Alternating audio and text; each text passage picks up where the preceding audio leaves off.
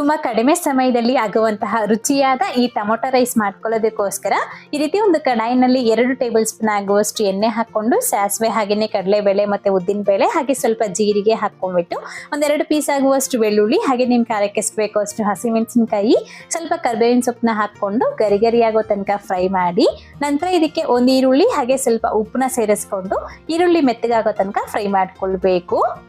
ಅದಾದ್ಮೇಲೆ ಇದಕ್ಕೆ ಒಂದು ಟೊಮೊಟೊ ಹಣ್ಣನ್ನ ಉದ್ದುದಕ್ಕೆ ಕಟ್ ಮಾಡಿ ಹಾಕೊಂಡ್ಬಿಟ್ಟು ಖಾರದ ಪುಡಿ ಹಾಗೇನೆ ಗರಂ ಮಸಾಲ ಹಾಗೇನೆ ಧನಿಯಾ ಪುಡಿ ಮತ್ತೆ ಸ್ವಲ್ಪ ಅರಿಶಿನದ ಪುಡಿನ ಹಾಕೊಂಡ್ಬಿಟ್ಟು ಚೆನ್ನಾಗಿ ಮಿಕ್ಸ್ ಮಾಡಿ ಪ್ಲೇಟ್ನ ಮುಚ್ಚಿಬಿಟ್ಟು ಟೊಮೊಟೊ ಹಣ್ಣು ಮೆತ್ತಗಾಗೋ ತನಕ ಬಿಡಬೇಕು.